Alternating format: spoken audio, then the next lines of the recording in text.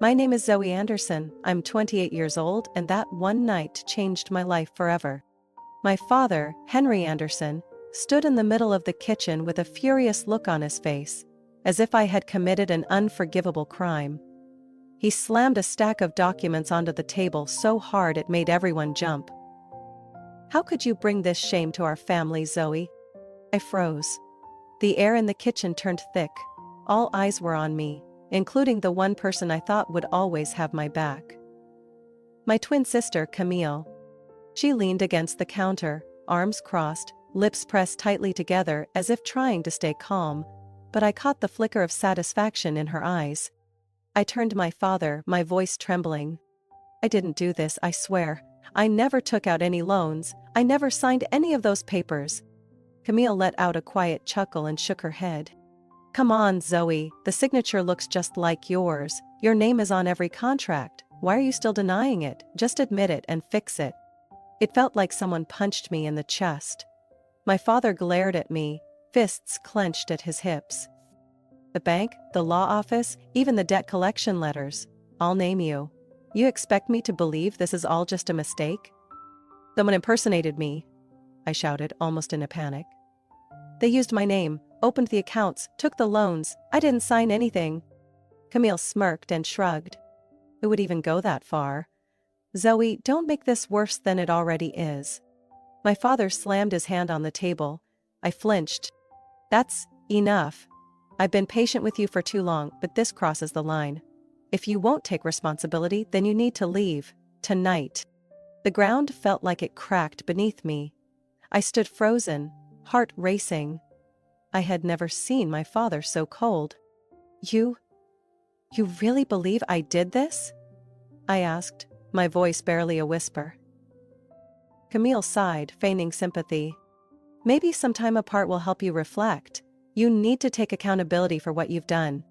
I turned toward her, my throat tight. "You're enjoying this, aren't you? You've always been the praised one, the trusted one. And me? All was just your shadow. Now all you have to do is watch me fall. And you're satisfied?" Camille didn't respond, she just looked down and said slowly, "You made your choices. Don't blame anyone else." My father stepped closer, his tone icy.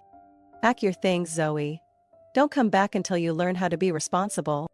I walked to my room in silence, tears finally spilling. The space that had once felt like a safe haven, now just felt like a memory. I packed each item like a machine, my mind blank. Camille appeared in the doorway, leaning against the frame. "I really hope you figure out what's going on, but maybe things really are just as they seem." I didn't look at her. I shoved the last shirt into my bag, zipped it shut, and gripped the strap like letting go would break me. I left the house without a word. My father didn't walk me out. No blessing, no goodbye. Just the sound of the door slamming behind me, like a final punctuation mark on the part of my life I used to call home. On the empty street, I walked into the darkness, duffel bag heavy on my shoulder, with one question echoing in my head. Who could be this cruel? But one thing I knew for sure, I wasn't stopping until I found the truth. I left my father's house that night in the biting cold, with nowhere to go. All my savings had gone toward tuition, and the old apartment I gave up last year to take care of him after his stroke. I used to believe family was everything. Now, I had nothing. Except a heavy duffel bag on my shoulder, and a pain no one could see. I bought the cheapest bus ticket to Little Rock, Arkansas. A place where no one knew me, and I didn't know anyone. The first motel I stayed in smelled like bleach and damp carpet. That night, I ate a 98-cent pack of ramen noodles, sitting on a creaky spring bed, trying to convince myself this was only temporary. The next 3 days, I wandered around the city with a crumpled job application in my bag. No one wanted to hire a girl who looked like she'd slept under a bridge, especially one with no permanent address or references. On the 4th night, I sat in a 24-hour diner, charging my phone at a wall outlet near the floor, my eyes red from lack of sleep. I actually considered calling Camille for help. A second later, I mentally slapped myself for even thinking it. The next morning, I saw a hiring part-time sales assistants sign hanging outside a small clothing store called Marvin and Mays in the historic district. I walked in, shivering from hunger and cold. The owner, Connie, turned me down immediately because I had no fixed address. But one employee stepped forward, looked me over, then said, "Let her try a week. If it doesn't work, it doesn't cost us anything." That was Maggie Rowe, 33, short hair, arms covered in tattoos, and eyes that looked like they'd seen too much. My first day on the job, I was weak from hunger, nearly fainting, and Maggie shoved a ham sandwich and a bottle of water into my hands. "You can't fold clothes if you're passing out," she said flatly, then walked off. I didn't dare ask why she helped me. But I was so grateful I nearly cried when I heard the time clock beep, my first real shift after weeks of being invisible. Maggie never asked too many questions, but the way she looked at me made it hard to lie. One slow afternoon, while we were folding plus-size jeans near the back register, I slipped. I don't understand how things turned out like this. I've never borrowed a dime in my life. Maggie didn't say, "What happened?" She just nodded, folded a denim jacket and said, "Then someone else did it for you." I looked up, confused. "What do you mean?" "Someone used your name? Identity fraud. Opened accounts, took loans, that kind of thing." I went silent. Since all of this started, I kept thinking it was a clerical error, a weird mistake. But the way Maggie said it, calm, certain, made the idea feel horrifyingly real. "Anyone out there look like you?" she asked, as if tossing a stone into still water. I swallowed hard. My pulse quickened. "Yes. I have a twin sister, Camille." Maggie let out a low whistle, still folding clothes. "A twin?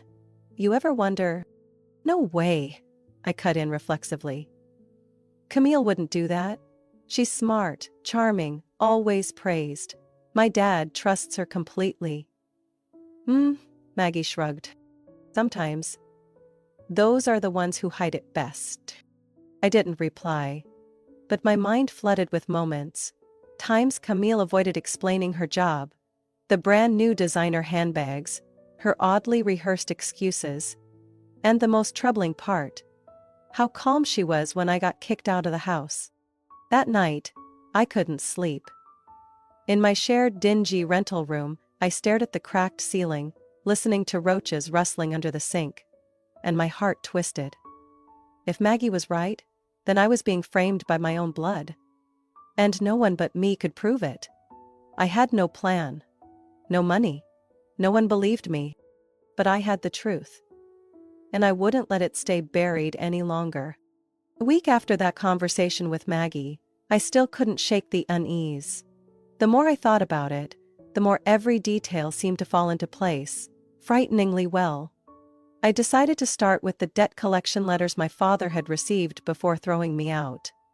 I remembered every bold line, every number, every financial institution's logo, none of which I had ever dealt with, yet all tied to my name. Maggie didn't ask any questions when I said I wanted to investigate. She just tapped the warehouse table lightly and said, almost like a command, "Bring every piece of paperwork you've got. Tonight, we start." We spent 3 hours that night in the back corner of an old sandwich shop after our shift.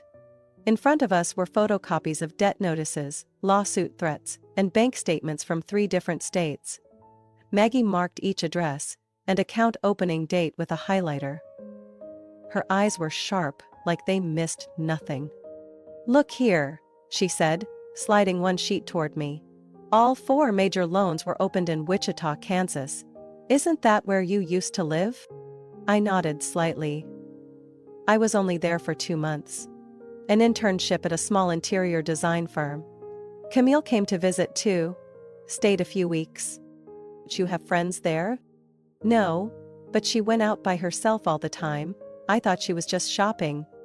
Maggie raised an eyebrow, leaning closer. "Now it sounds like..." It wasn't shopping. I didn't answer. My chest tightened. That idea used to seem impossible. Now, it felt like the only one that made sense. The next morning, I called the first bank on the list. The man on the phone refused to share any information unless I came in person. Maggie silently opened her map app, searched the nearest location. A small branch, about an hour's drive from Little Rock. "Saturday I'm free," she said, stuffing her phone into her pocket. "I'll borrow my ex's car, I'll cover gas. You in?" I didn't even answer before she stood up, grabbing her jacket. "Unless you're scared to face the truth." Right Leaf Credit Union was tucked inside a run-down strip mall, next to a hair salon, and one of the last DVD rental stores still standing. The teller counter was quiet, manned by a woman with dark brown hair, typing behind the glass. I walked up, trying to keep my voice steady. "Hi. I need to check details on a credit account opened under my name here in March of last year." I brought my ID and paperwork.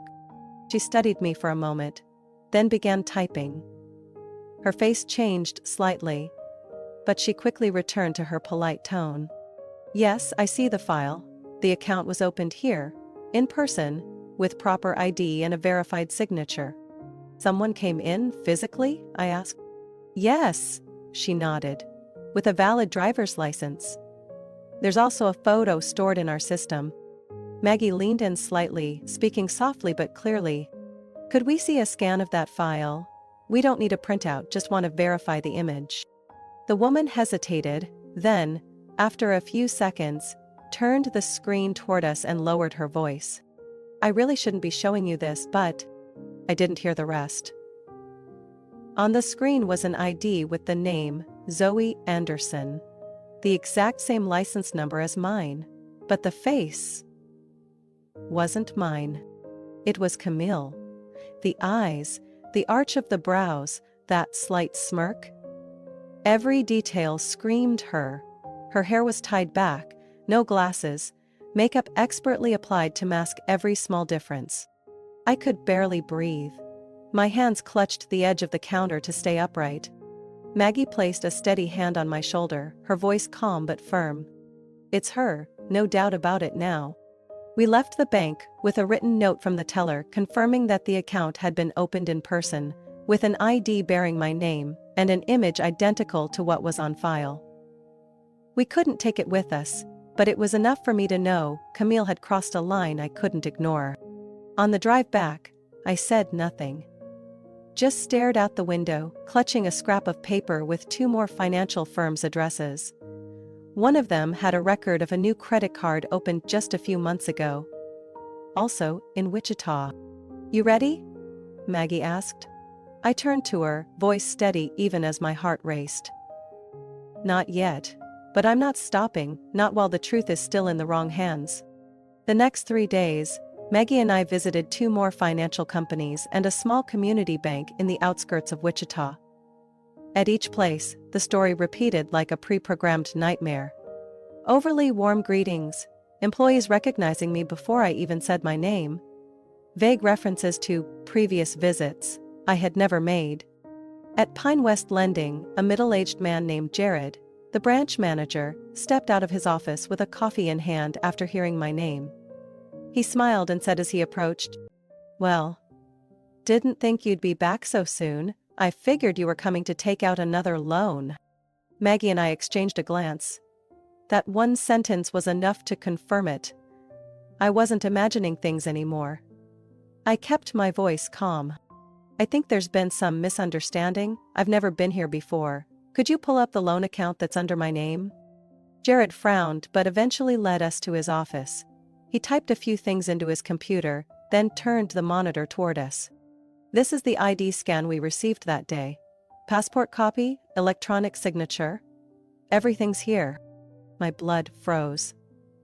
The face on the screen looked exactly like mine, but I recognized the difference instantly. The eyes, the angle of the nose, the arrogant tilt of the head. It was Camille.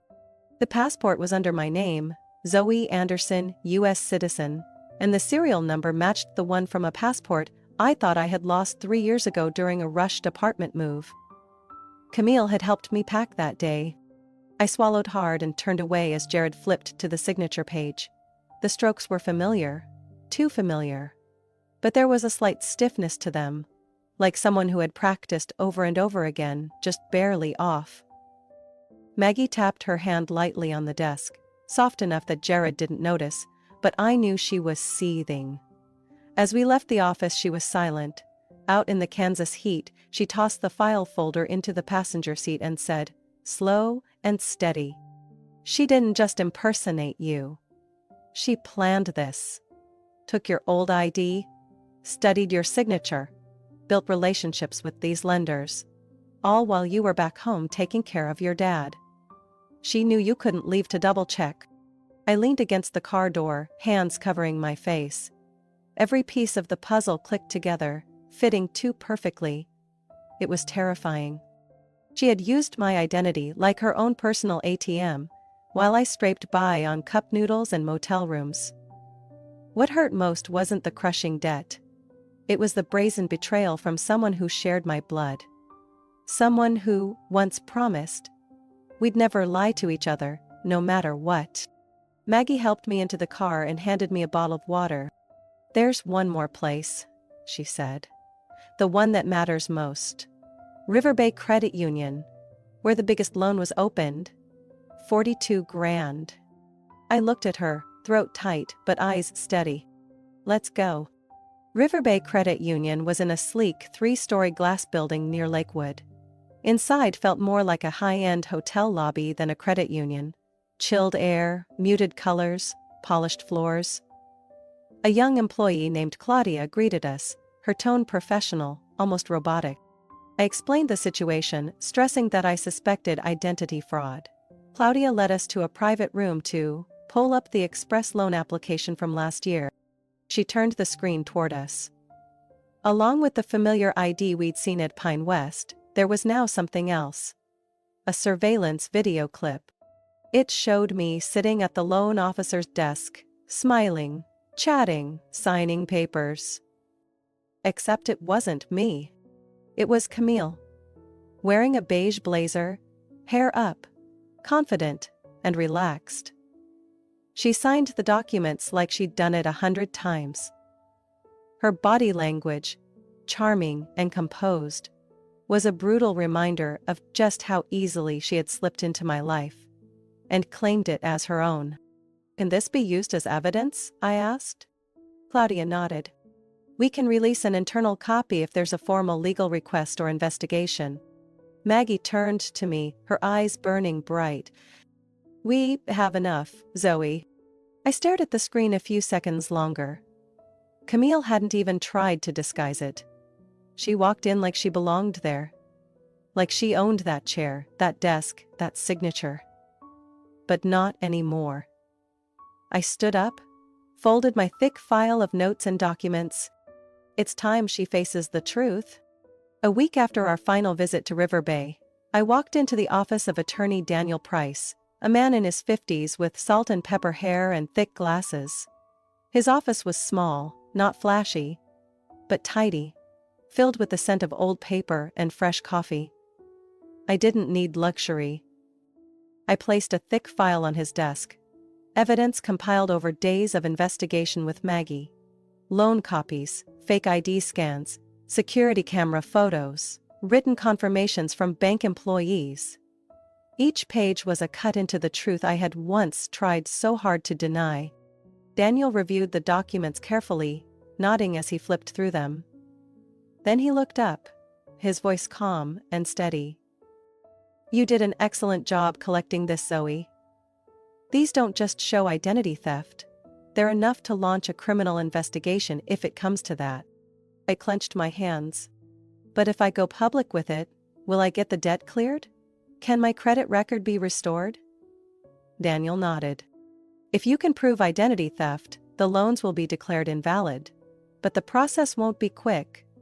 You'll need to file a civil case, report to all 3 major credit bureaus, and work directly with each bank to close fraudulent accounts. They'll need detailed evidence, and in some cases, testimony from the accused. I hesitated. So, If that person is family, can I keep it civil? Avoid criminal charges? Daniel raised an eyebrow and tilted his head. If you don't want to pursue criminal charges, you can go the civil route, or try direct negotiation. But that depends entirely on whether the other party admits to it, and more importantly, whether they're willing to make it right. I nodded slowly, my heart pounding. Camille wouldn't admit it easily, but if she didn't, I knew I couldn't back down. Daniel looked at me carefully. Zoe, I have to ask you directly. Are you sure you want to do this without involving the police? She stole your identity, racked up tens of thousands in debt, and nearly destroyed your reputation, your home, and your relationship with your father. I looked down at my hands, calloused from work, smudged with ink from too many sleepless nights. I don't want to destroy anyone's life, I just want to take mine back. That night, I sat in my small rental room, spreading all the documents across the table. Maggie sat across from me with a hot cup of tea, her expression serious. Have you decided? She asked. Court? Or confrontation? I'm going to confront her. In front of the whole family. Maggie frowned. You sure? She's a master at twisting the narrative. You're not worried she'll flip it on you again? I shook my head. That's why I'm not going alone. I'm bringing the truth. And this time, no one's twisting it. I told her about Grandpa Walter's birthday party that Saturday, at my uncle's house in Tulsa. The whole family would be there, including my dad and Camille. It was formal enough that appearances mattered, and public enough that no one could deny what I brought forward. I'll show up. With everything, I said. She'll have to face it. And if Camille won't fix this, the law will. Maggie smiled, but there was no relief in her eyes. Then I'm coming with you. No, Maggie, I appreciate it, but this is something I need to do alone. They need to see that I'm not the shy girl they used to push aside. I'm Zoe. And I'm here to reclaim my name. The next 6 days were a blur of sleepless nights. I reviewed every document, numbered each page, annotated every detail. I practiced my speech in front of the mirror, tested my tone, managed my expression. Maggie recorded my rehearsal and played it back so I could fine-tune every repetition, every weak spot.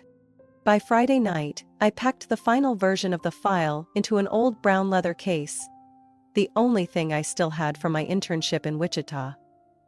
I stood in front of the mirror, looking at myself. My hair, now short for months. My eyes, no longer wide and hopeful, but clear and steady. I wasn't going there to cry. I was going there to end it. Camille had lived under my name long enough. Now it was my turn to live in the truth about her. And this time, she wouldn't get to walk away.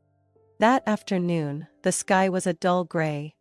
It didn't rain, but the humidity made everything feel heavier than usual.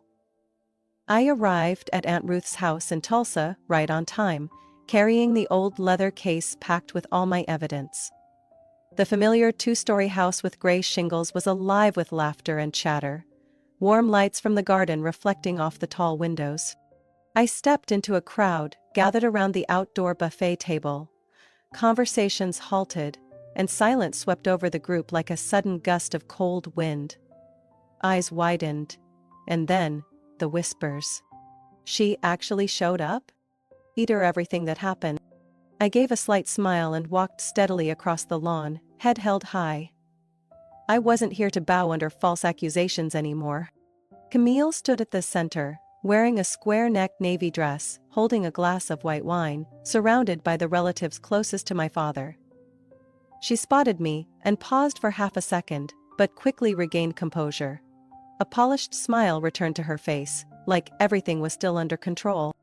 My father, Henry, stood near the grill, tongs in hand, and froze when his eyes met mine. He didn't smile, didn't come forward, just frowned and turned away. I took a deep breath, tightened my grip on the leather handle. It was time. Sorry to interrupt, I said loudly enough for everyone to hear, but I need to say something important. and I need everyone here to hear it all the way through. Some people stepped aside awkwardly as I walked toward the center of the patio. Camille took a step forward, tilting her head, her voice sugary sweet.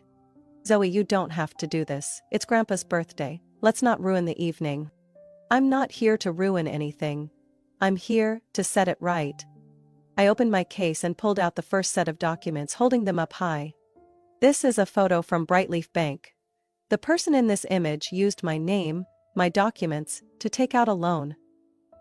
"But that face? It's not mine." I laid the printout on the buffet table, turning it toward the crowd. A few relatives leaned in, studying it. Camille stood still, clutching her wineglass tighter. I continued. "This is a recording from River Bay Credit Union. The employee confirmed meeting someone claiming to be Zoe Anderson, who signed for a $42,000 0 cents loan. I've never been to that branch. But someone was. And the security camera caught it." I pulled out my phone and played the video clip. Heads turned to watch. Gasps echoed through the garden as Camille appeared on screen. Undeniably her, signing the paperwork with a confident smile. "No," Aunt Ruth whispered under her breath. I looked up, my voice now steady. "Camille used my identity to take out loans across 3 states. She used my name, fake documents, forged my signature and stole my old ID. While I was being kicked out of the house for fraud, she was living lavishly, under my name. With no remorse." Camille laughed, but her voice cracked. "This is ridiculous. You're all believing some blurry video and a few photocopies?" "I have written statements from 4 bank employees," I said firmly. "All of them confirmed the visitor looked like me but wasn't me. One even remembered the exact story you told. I also have formal legal confirmation from my attorney." The crowd's mood shifted. The murmurs weren't about me anymore. Now, all eyes turned toward Camille. My father stepped forward, his expression visibly shaken. "Zoe, is this true? You once said I didn't deserve to be trusted." I replied, locking eyes with him. "But today, you don't have to trust me. You just need to look at the facts." I handed him the file and quietly stepped back. Camille stood frozen, color drained from her face. "I didn't," she began, her voice rasping. "I just..." No one spoke in her defense. No one stepped forward to protect her this time. And in that moment, I realized. This was the end of her power over me. I didn't feel relief. I felt calm. As if, finally, my voice was allowed to be heard by the very people who once turned their backs. And this time, they were listening. Camille slammed her wineglass onto the table, red liquid splashing across Aunt Ruth's embroidered white tablecloth. No one said a word. She turned and stormed off the patio, her heels striking the stone walkway like a hammer on taut silence. I didn't wait. My steps followed hers instantly, leaving the murmurs behind as I crossed the dew-soaked lawn. "Camille!" I called out. She didn't stop. Her hands fumbled with her car door, trembling. I stepped between her and the handle. Calm, firm, steady. "You don't get to walk away, not this time." Camille looked up. Her eyes weren't sharp like usual. They were blank, panicked. She let out a bitter laugh. "You just humiliated me in front of our entire family. What more do you want?" "The truth." "Just once. In front of Dad. In front of me. Say what you did." "No one needs to hear more of this," she hissed through gritted teeth. "Dad does, and you owe him that. Just like you owe me." She hesitated, then the back door opened and my father stepped out beneath the porch light, his shadow stretching across the driveway. Camille knew. This was the moment she couldn't escape. "Camille," Dad said, his voice hoarse and trembling. "Tell me, is it true?" Silence. The wind cut through the trees behind us, carrying a chill deep into my spine. Camille clenched her fists. Her shoulders shook. "I never meant for it to go this far," she whispered, barely audible. I just thought I'd Borrow a little. Pay it back later. Dad stepped forward, looking at her like he didn't recognize his own daughter. You used your sister's name. Took out loans, faked documents. You stole her identity. What? Camille gave a hollow laugh, tears welling in her eyes. To live, Dad, to finally be seen, to stop being the shadow. You always looked at Zoe like a burden. But she had something I never did. Your trust, your patience, your love. I clenched my fists at my sides. So instead of earning it, you destroyed my name? You were always perfect in his eyes. You handled everything. You saved money, took care of him, asked for nothing. And me? I was the one who always needed fixing. You think that didn't eat at me? My father stepped back slightly, gripping the railing like he needed it to stay upright. His voice cracked. You can hate me, Camille. But you betrayed Zoe. You betrayed this family. Camille turned toward me, her mascara streaked down her cheeks. You don't even realize how strong you are, Zoe. You should have been the one shining. You just never saw it. I don't need to shine, I said. I just need not to be trampled. She broke down. For the first time, Camille collapsed. Not theatrically, not manipulatively. She leaned against the back of her car, shaking, as if holding off the weight of the entire world. You want me to fix it? Fine. I'll do it. I'll pay it all back. I'll contact every bank. I'll remove your name from everything. Just don't let them arrest me. I was quiet. My father looked at me, eyes red but firm. You're not the one to pass judgment, he said. But I trust you'll do what's right. I nodded.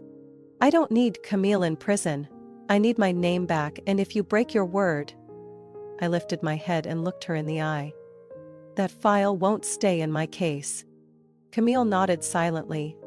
You have my promise. You have it all. I looked at her one last time before turning away, leaving my father standing beside her, still stunned. But for the first time, I saw something in his eyes I had never seen before. Trust.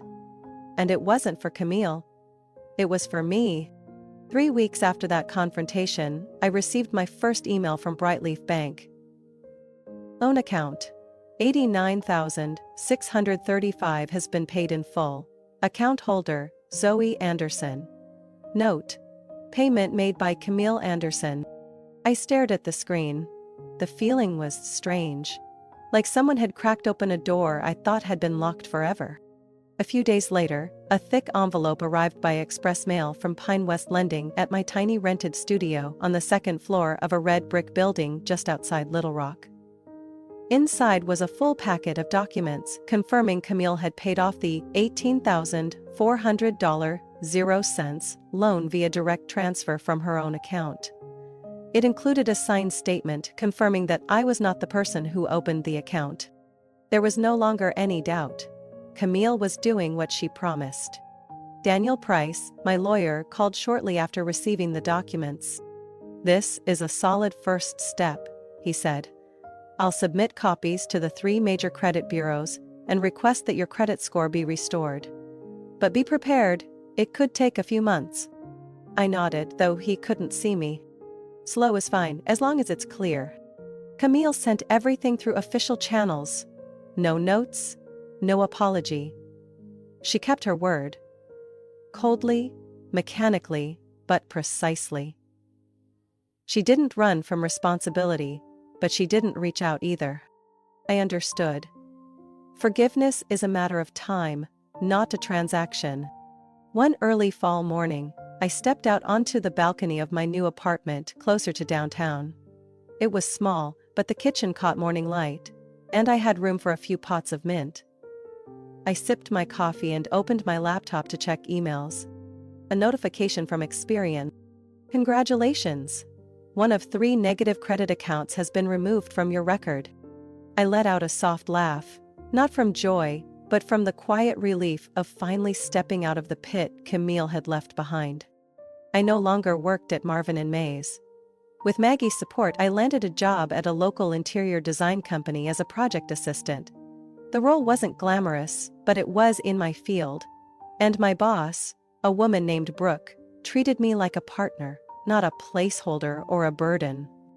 Every evening, I wrote down 3 things I was grateful for: a kind client, a compliment from Brooke, cooking a good meal after work. Small things, but they were mine. As for Camille, I heard she sold a luxury car she used to flaunt at family gatherings. One cousin on my dad's side said she was restructuring her finances, though it wasn't clear if by choice or necessity. I didn't care. My attention was no longer hers to own. Then, one Friday night, my dad called. For the first time in months. His voice was slower, softer. "I'm sorry, Zoe, for not listening, for believing too quickly, and not believing you soon enough." I didn't answer right away. I just listened to the sound of his breath on the other end. Finally, I said, "I don't need an apology, Dad. I just need you to remember that I'm not the girl who has to prove herself anymore." He paused. Then gently, "I know. And I'm proud of you." I ended the call with my eyes a little damp. Not from anger, but from something close to healing. A part of me had been stitched back together. I hadn't undone all the damage Camille caused. My credit wasn't fully restored. Some banks still had my name in their systems. But I was moving forward, no longer tiptoeing.